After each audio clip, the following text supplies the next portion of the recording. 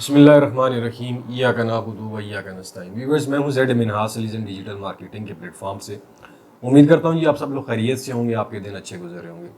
दोस्तों, काफ़ी सारे दोस्तों ने कमेंट सेक्शन में ये पूछा है कि ब्लू वर्ल्ड सिटी जो चक्री रोड का सबसे बड़ा हाउसिंग प्रोजेक्ट है, उसके एनओसी के बारे में बता दें, क्या स्टेटस है। दोस्तों, आप जानते हैं कि ब्लू वर्ल्ड सिटी जो है ये 2017 में हाउसिंग प्रोजेक्ट आया था और 2018 में पहला एनओसी ब्लू वर्ल्ड सिटी को मिला डिस्ट्रिक्ट काउंसिल की तरफ से।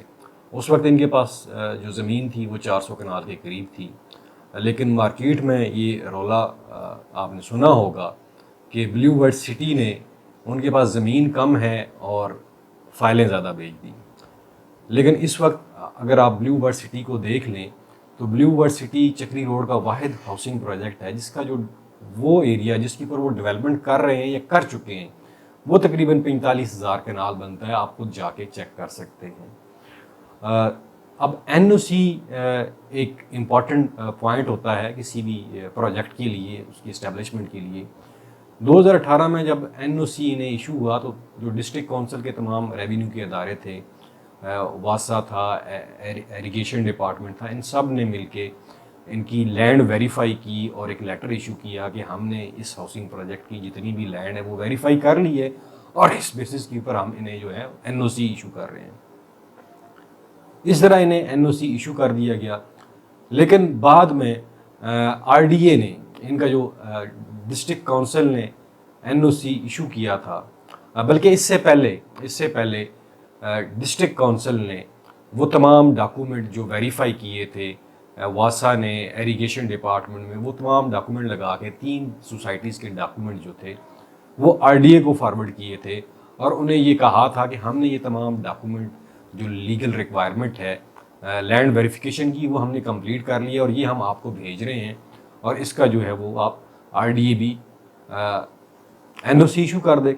लेकिन आप जानते हैं कि पाकिस्तान में एनओसी लेना आरडीए से कोई आसान काम नहीं है। उसकी बेशुमार वजूहात हो सकती हैं। मलक रियाज का आपको कोड याद होगा कि जिस फाइल को पीए नहीं लगते वो फाइल अप्रूव नहीं होती है। यहाँ पे भी कुछ ऐसा ही सीन था। वल्लाहु आलम कि आरडीए में क्या सीन हो सकता है। यहाँ कोई भी काम देने दिलाने के बगैर तो होता नहीं है। लेकिन एक देखें कि एक जो डिस्ट्रिक्ट काउंसिल है वो एक रेगुलेटरी अथॉरिटी है और पाकिस्तान का एक गवर्नमेंट का डिपार्टमेंट है जिन्होंने बेसिक एनओसी 2018 में इशू किया था और तमाम डॉक्यूमेंट वेरीफाई किए थे और फिर इन डॉक्यूमेंट्स को लगा के एक कवरिंग लेटर के तहत आरडीए को भेज दिया था। लेकिन आरडीए ने एनओसी इशू नहीं किया। उसकी वजह ये थी कि वहाँ पे देने दिलाने वाला जो सिस्टम था वो ब्लू वर्ल्ड सिटी ने नहीं किया था, जिसकी वजह से इन्हें एनओसी नहीं इशू हो सका। दोस्तों, मैं आपसे बात कर रहा था कि ब्लू वर्ल्ड सिटी ने एक पिटीशन दायर की लाहौर हाई कोर्ट में और उसमें ये मौक़िफ़ अख्तियार किया कि हमारे तमाम डॉक्यूमेंट जो हैं वो कंप्लीट हैं और हमने डिस्ट्रिक्ट काउंसिल में ये जमा करवाया और डिस्ट्रिक्ट काउंसिल ने हमें 2018 में एनओसी भी इशू कर दिया और फिर डिस्ट्रिक्ट काउंसिल ने वो तमाम डॉक्यूमेंट लगा के आरडीए को जमा करवाए और उसके ऊपर आरडीए ने जो हमारा डिस्ट्रिक्ट काउंसिल ने एनओसी इशू किया था उसे कैंसिल कर दिया है। ये 2020 में पिटीशन दायर हुई थी लाहौर हाई कोर्ट में। लाहौर हाई कोर्ट ने तमाम फ्री कैन की बातचीत सुनने के बाद और इन्हें डेवलपमेंट से भी रोक दिया गया था। लाहौर हाई कोर्ट ने ये तमाम बातचीत सुनने के बाद ये आर्डर दिए थे आरडीए को कि मुतलका सोसाइटी के जो डॉक्यूमेंट आपको डिस्ट्रिक्ट काउंसिल ने दिए हैं उन्हें वेरीफाई करें और इन्हें एनओसी जो है वो कानून के मुताबिक जारी किया जाए, क्योंकि इनके तमाम डॉक्यूमेंट जो हैं वो कंप्लीट हैं। इसके ऊपर आरडीए ने भी इस बात से एग्री किया जी कि हम इनकी जो एप्लीकेशन है ड्यू प्रोसेस के तहत हम प्रोसेस करेंगे और इन्हें एनओसी इशू करेंगे। और फिर ये भी कहा गया था डिस्ट्रिक्ट लाहौर हाई कोर्ट की तरफ से कि जितने भी डॉक्यूमेंट है उसे वेरीफाई करें और दूसरा इन्हें डेवलपमेंट की इजाज़त दी जाए।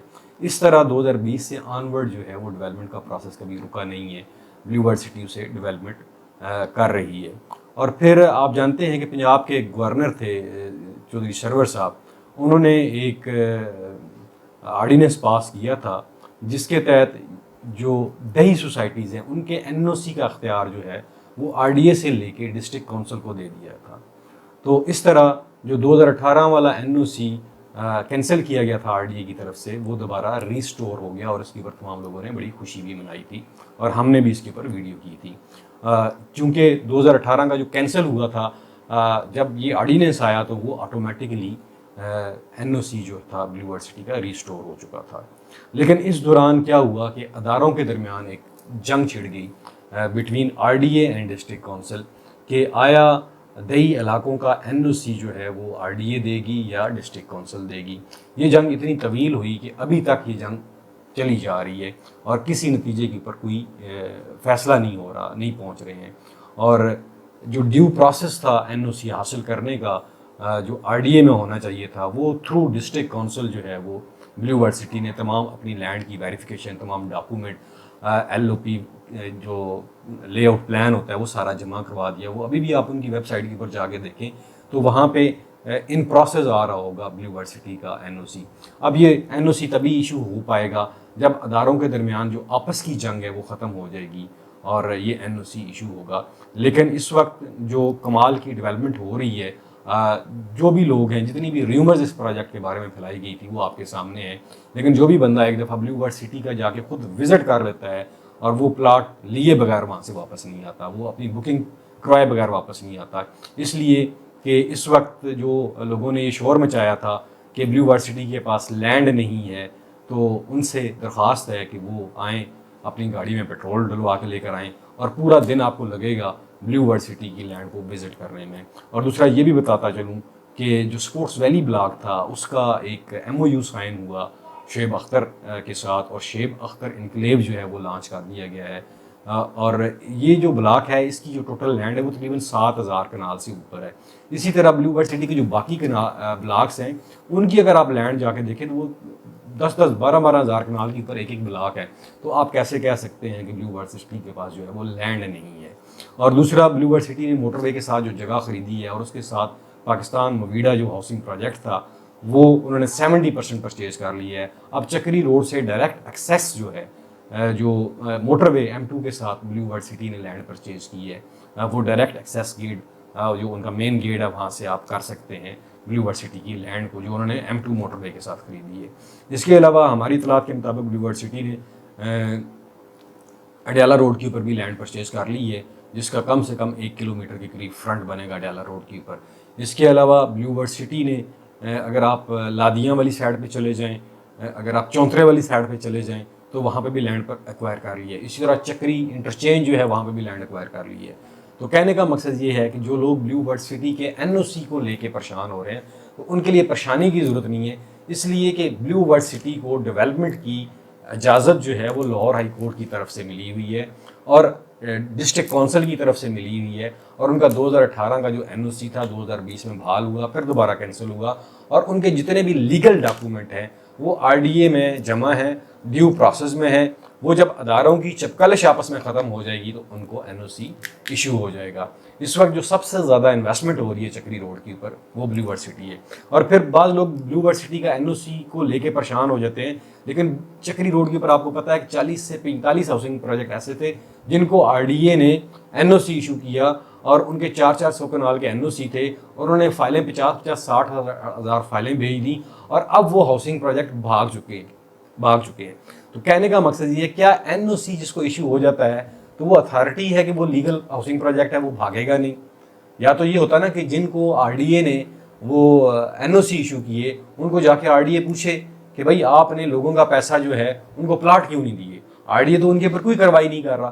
तो ये सिर्फ देखना क्या ज़रूरी होता है कि देखें जिस आप हाउसिंग प्रोजेक्ट में आप इन्वेस्टमेंट करें, क्या उसके पास इतनी ज़मीन मौजूद है, वो जो क्लेम कर रहा है क्या वो ऑन ग्राउंड डेवलपमेंट का काम कर रहा है या नहीं कर रहा।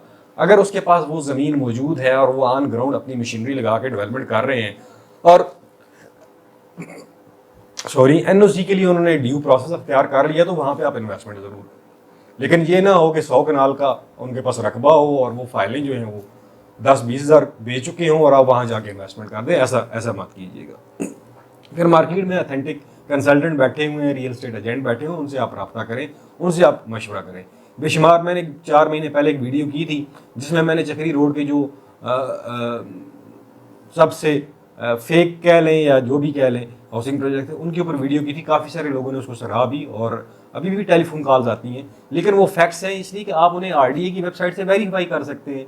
आरडीए की वेबसाइट पे जाएंगे तो वहाँ पे कहीं पे भी आपको blue world city illegal housing project नज़र नहीं आएगा, इन प्रोसेस ज़रूर नज़र आएगा, इसलिए कि उसके पीछे जो लाहौर हाई कोर्ट है उसका पूरा एक फैसला मौजूद है।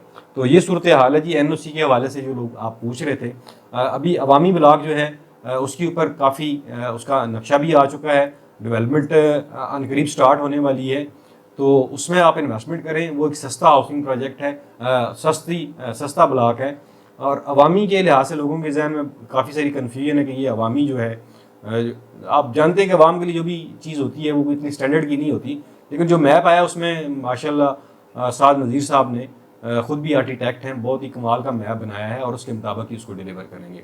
तो इसके अलावा जी आपको किसी तरह की भी इन्फॉर्मेशन चाहिए यूनिवर्सिटी के बारे में, विजिट करना चाहते हैं तो आप हमारे ऑफिस बैरिया फेज 7 में मिनी कमर्शियल में तशरीफ़ ला सकते हैं या टेलीफोन के ऊपर हमसे रब्ता कर सकते हैं। इंशाल्लाह आपको हम ज़रूर विजिट भी करवाएंगे और आपकी बुकिंग भी हम करेंगे। अवामी में अभी भी आपको 9,75,000 की बुकिंग मिल जाती है जी। आखिर में अपना और अपने प्यारों का ख्याल रखिएगा। मुझे दीजिए इजाज़त। पाकिस्तान पाइंदाबाद।